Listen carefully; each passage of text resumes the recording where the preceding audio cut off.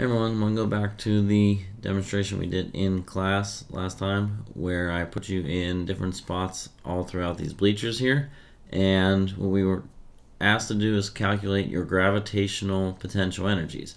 So when you did this, we first needed to pick a reference line, and we all picked the reference line of 0 to be right at the bottom of the bleachers. So there was 0 height there, and if we went from your feet, we measured the heights to each of the levels as we went up the bleachers. What we did was then calculate everyone's unique gravitational potential energy, and that was easy because gravitational energy is mass times gravity times height. And when you go to do that for each person, you can see that the people on the bottom level, they have no energy whatsoever because there is 0 height, even though they might have mass.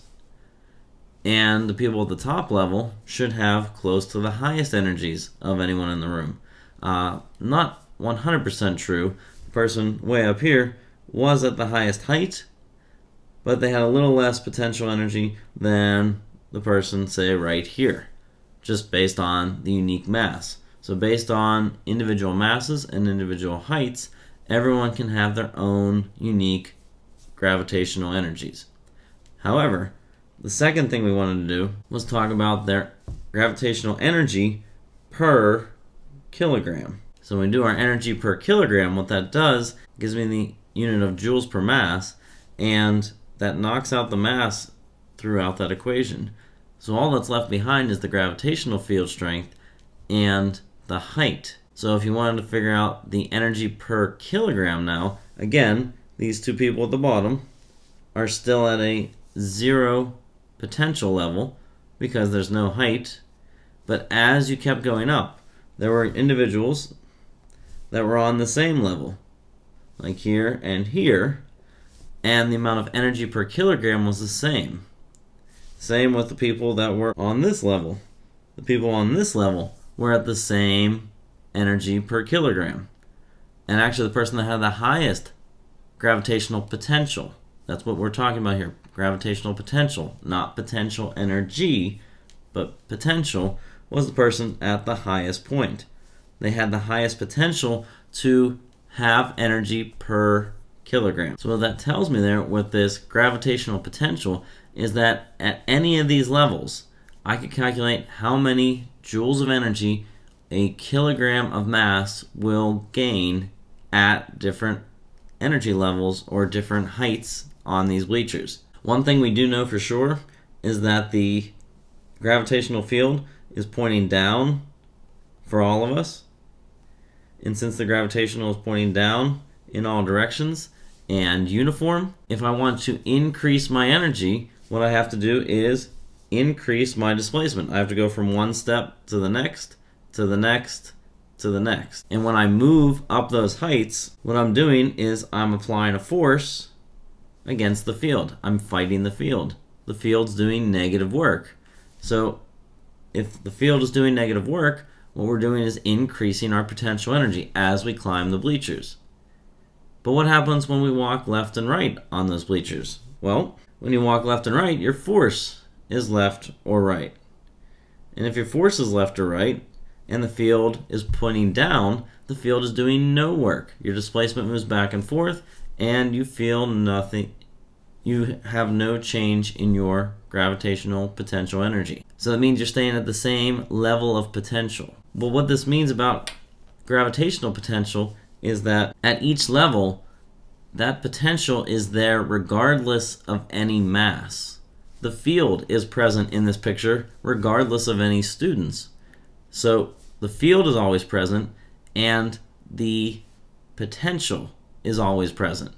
All you have to do to actually give something energy at these different potentials is actually put a test mass in the field.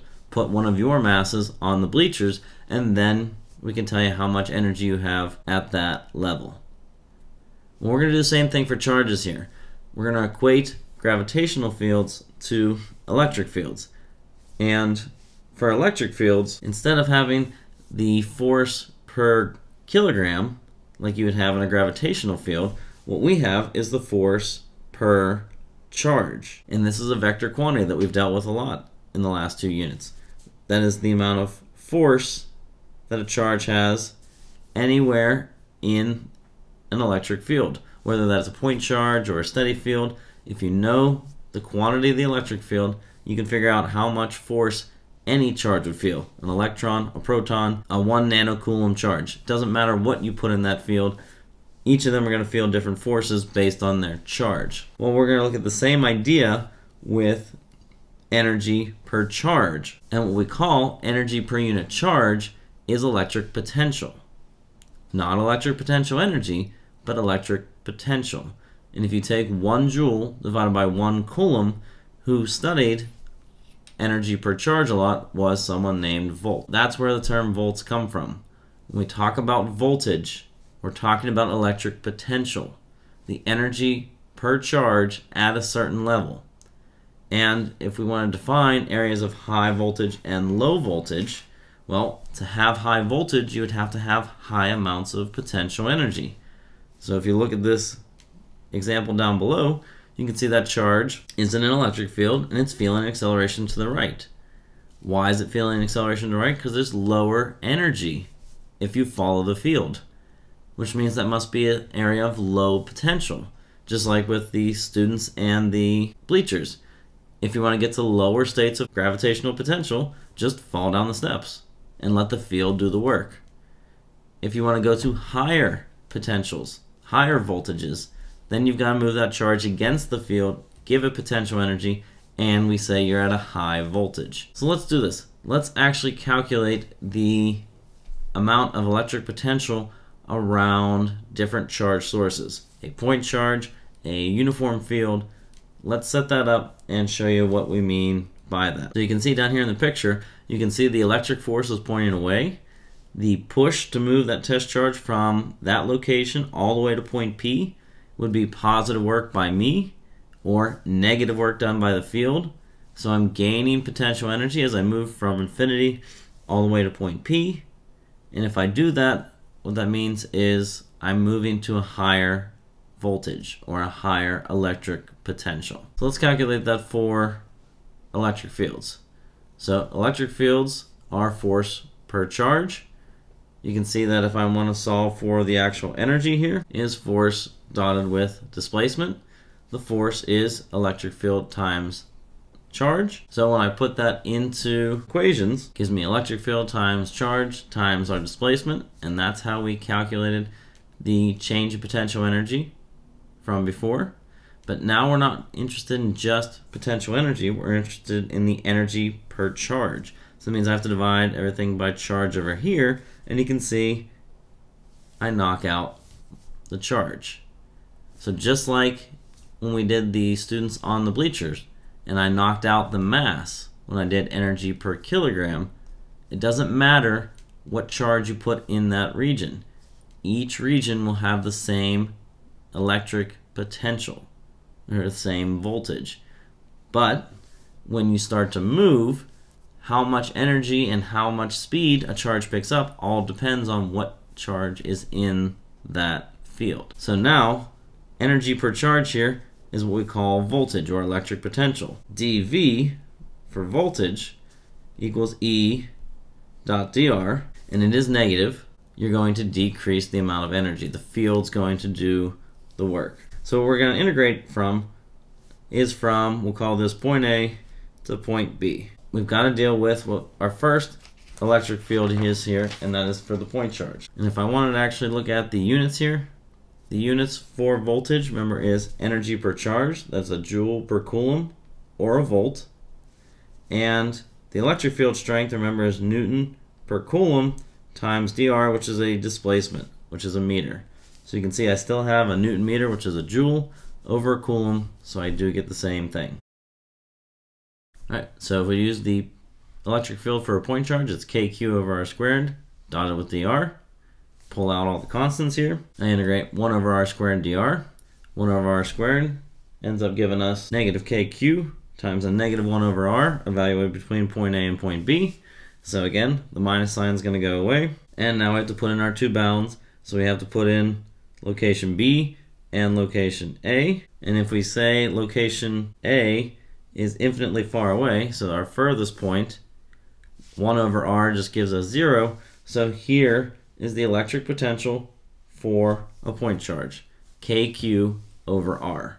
So you can go back to that concept sheet we had and fill in the last bubble that we were missing. Voltage or electric potential for a point charge is just KQ over R. And if you check the units on that, remember K is newtons meters squared per coulomb squared. We're multiplying by only one charge now, so that's a coulomb, and dividing by one distance, so that's a meter. So goodbye 1 coulomb, goodbye 1 meter, and you're left with Newton meter per kilogram, or per coulomb, which is a joule per coulomb, which we call a volt. Let's try this one more time with a steady electric field. In a steady electric field, the electric field is uniform, so the electric field is going to come outside, and which means I just have to integrate dr from point A to point B. So when I do dr just becomes our displacement, so the voltage for a steady electric field is electric field dotted with our displacement. Which again, if we analyze the units, we know that this is a volt. A volt needs to be a joule per coulomb, which if you see that, we got Newton per coulomb times meter. I have a joule divided by a coulomb, or volts. At point P, the charge has an electric potential, and if you put a charge in that location, it also has electric potential energy. What we can say about voltages or electric potentials is that charges will always be driven from high volts to low volts. Work's going to be done by the field, and the energy is going to decrease as we go from high to low voltage. This is 100% true for positive charges. And we defined high voltage from the positive charge, areas where positive charges have high amounts of energy. But what happens if we have an electron? Well, an electron wants to get away from low voltage. Why does it want to get away from low voltage? Because down here must be some large negative charge. How do I know there's negative charge down here?